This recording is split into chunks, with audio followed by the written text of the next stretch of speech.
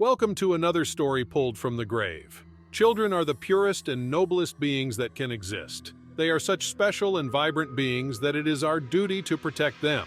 But what happens when they escape our control? Today I want to tell you a sad story. Believe it or not, cases like this happen in many places around the world under different circumstances. Today I want to tell you about Stephan. Stephan's family had just bought their first house. They were very excited. They had acquired the property for less than half the initial price. Stephan's father had 2 jobs to support them, and his mother took care of the household entirely. At that time, Stephan was 9 years old, and like any normal child, he spent hours exploring and playing in every corner of the house. Stephan's mother was happy to see her son having a good time and seemingly unaffected by all the changes they had gone through. The days quickly turned into weeks, and Stephan started exhibiting strange behavior. Every day he would go to the backyard and sit there with his arms crossed, staring intently at the window of his room. Concerned, his mother dropped everything she was doing and went to talk to him.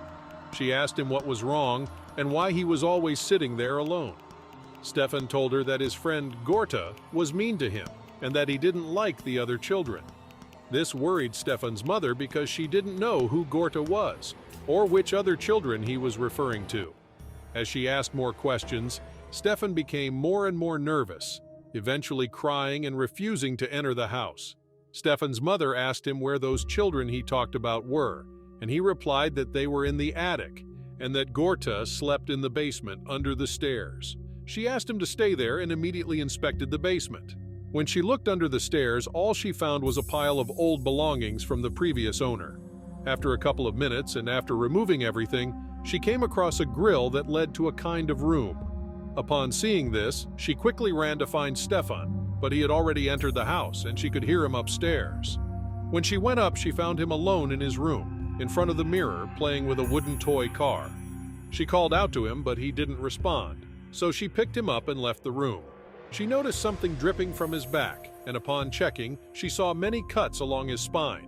Terrified by this, they went to the hospital where the calmer child told his parents that Gorta had scratched him because they had tried to enter his room.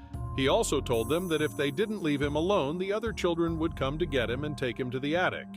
Many specialists saw Stephan and they all reached the same conclusion. Stephan had imaginary friends, something common in lonely children. However, Stephan's mother felt that something else was going on, so she decided to go back to the basement. The house was completely empty as Stephan's father was still in the hospital, making it the perfect opportunity for her to investigate without being judged. She went to the basement, and behind the grill, she could see an ancient mirror covered in dust, but in which she could see the reflection of the attic. There was decaying meat all over the place and a pile of old clothes scattered on the floor. She began to notice a child emerging from the mirror, a child with a disfigured face, fingerless hands and feet. A child who greeted her with a smile as if delighted to see her. Upon seeing all this, she ran out of the place, and as she tried to leave the house, she found herself back in the hospital. Stephan's mother has been hospitalized in the mental care unit for 4 years.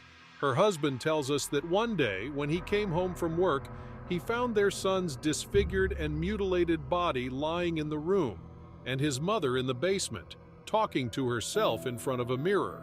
The authorities claim that the mother had a psychotic break and ended her son's life, but no one really knows what happened. However, every night, Stephan's mother describes a man who enters the house, and no matter how hard she tries, she can't reach him.